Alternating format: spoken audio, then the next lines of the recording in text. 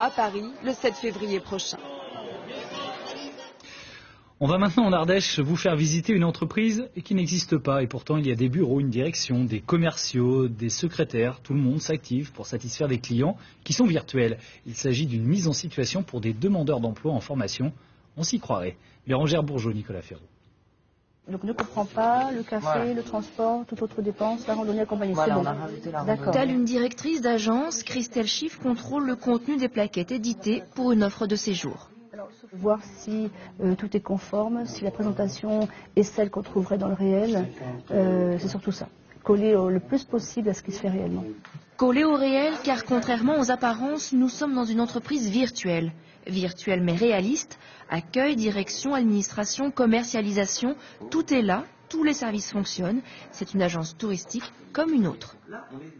Oui, bonjour, Imagine Tourisme Ardèche, à l'appareil. Leurs clients sont les autres entreprises d'entraînement de France, une centaine, ou de l'étranger, plusieurs milliers. Les employés, pour la plupart demandeurs d'emploi, jouent le jeu. François est manager commercial. Je l'ai fait une fois dans ma carrière. Et donc là, je réapprends tout, quoi. Je réapprends par l'EP tout ce que j'ai oublié.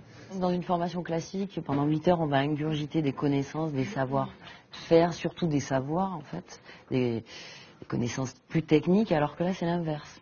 On commence en travaillant et ensuite, on se dit, tiens, il va me manquer quelques outils, quelques compétences en réglementation. On va se mettre dans la salle.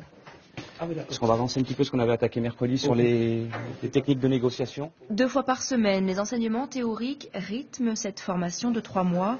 La structure ardéchoise est récente, mais déjà, les retours sont positifs.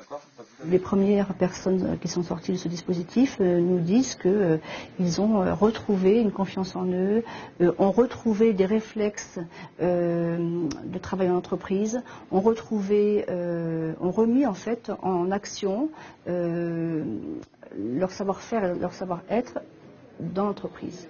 L'agence fictive doit être rentable, elle est contrôlée, mais le centre de formation, lui aussi, doit faire ses preuves. En moyenne en France, 70% des stagiaires retrouvent un emploi.